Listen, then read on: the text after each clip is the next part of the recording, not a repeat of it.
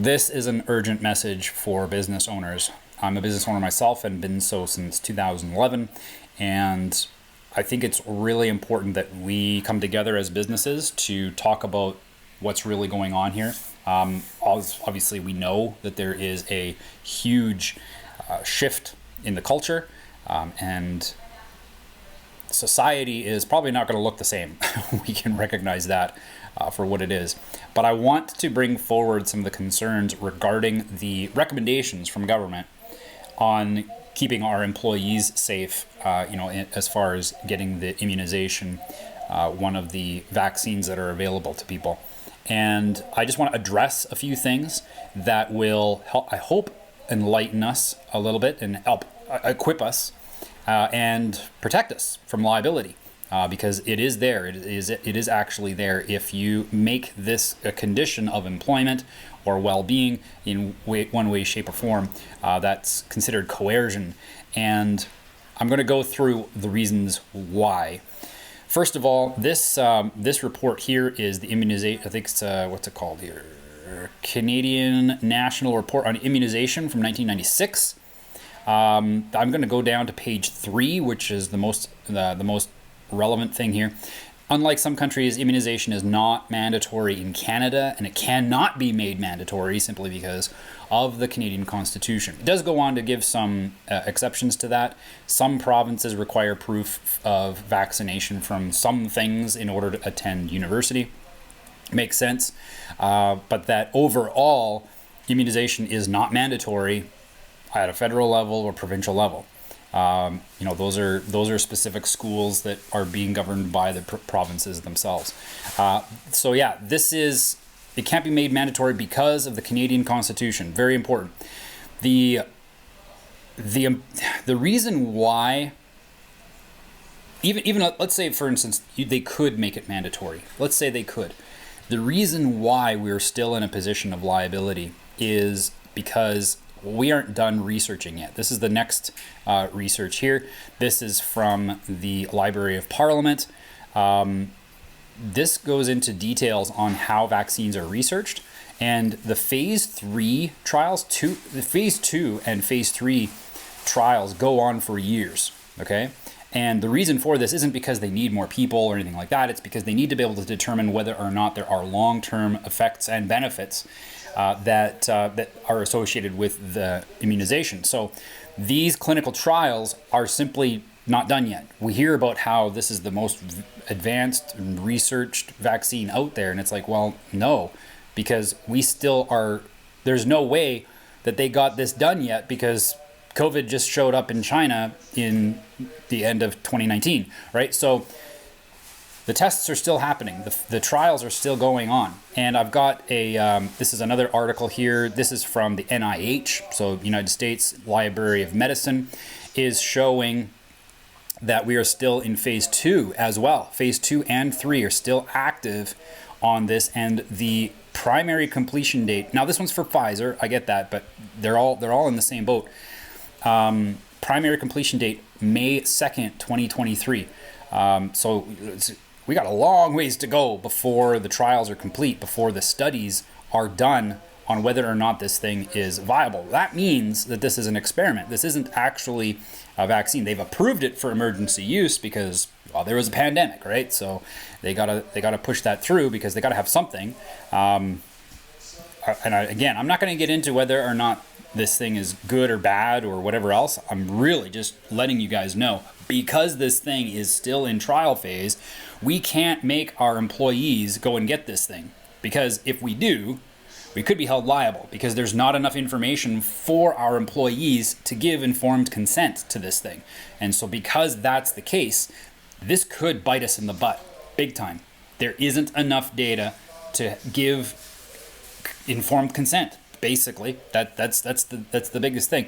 Now, I was talking about how this thing here is saying that the completion date is May 2nd, but even the Government of Canada, this is the Government of Canada website, summary basis of decision based on, this one's on Moderna. I try to mix it up a little bit so you can see the different manufacturers and where they're at. You want to search for the risk management plan. Down this one's about 3/4 of the way, maybe a little bit further than 3/4 of the way through the page. All of the links for all this stuff that I'm showing you is going to be underneath this video, so definitely take a look.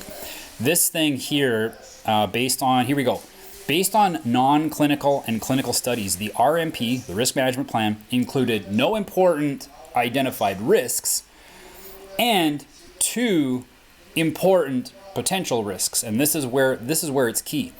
VAERD is, it's up here actually, vaccine-associated enhanced respiratory disease, which means there is a risk of getting an enhanced respiratory disease that is vaccine associated, okay? There is that risk. And anaphylactic reactions, including anaphylaxis. That's not good. The RMP also identified 6 areas of missing information, okay? Now missing just simply means limited or there's no clinical data whatsoever. Use in pediatric, okay? Use in pregnant and breastfeeding women. This is the key here. Long-term safety and long-term effectiveness. So is this safe long-term? Are there any side effects that may come up as a result of this over the long term? We don't know. Long-term effectiveness. Does this actually do its job for a long period of time? We don't know. Including real-world use. So there's actually there's not enough information in a real-world example, in a real-world application to tell whether or not this thing is safe. So, or that the risk has been properly managed. We'll put it that way. So as a result, there's so much that we don't know about this thing yet that they're still studying, okay? So that's what's going on. Because it's still a study, because it's still in a trial, it means that we as employers cannot force this upon someone or make it conditional, make their employment conditional on this, because that's coercion. And we cannot coerce people into an experiment. And that's the long and short of it, okay? Again, I'm not here to debate whether or not this thing's real or whether or not these vaccines are harmful. I'm simply saying we as business owners need to protect ourselves from liability. Now, I believe, I'm going to go out on the limb of speculation here, but I believe that the governments know about this liability. That's why they're offsetting it by making strong recommendations to owners like us to make this mandatory. And I think they know, and that they're trying to put that liability on us because they can't afford it.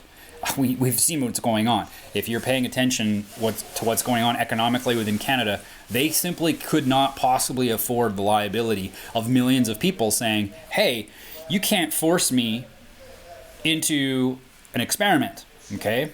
And yes, there are millions of people across Canada that are saying, hey, you can't force me into this experiment. And that's why they're putting that recommendation on us nice and strongly. Believe me, I've seen it.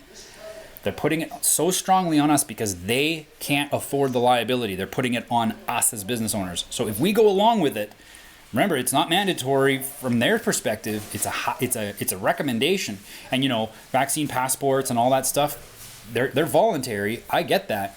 But there's not enough information for us to use this form of coercion that they're asking us to use. And I know it doesn't seem like it. It may not seem like it on the surface. But you talk to an employment lawyer, and I can share with you some links with employment lawyers who are saying the same thing. There's liability involved. And if you go to court with one of your employees, the government's not going to help you. Okay, because this is a completely different type of case. The government's not going to help you. Just because they made the recommendation doesn't mean you have to do it. And if you do it, there's a hell of a lot of liability that we need to keep off. We need to save our businesses. We need to save our economy. The last thing you want is more liability. Okay, so I hope that helps. If you have any questions, definitely use the form on my website. I'm just trying to bring the truth out to people as much as I possibly can. And this video is an important, integral part of that. So thank you. I went longer than I wanted, but I think this information is really important. Thanks a lot.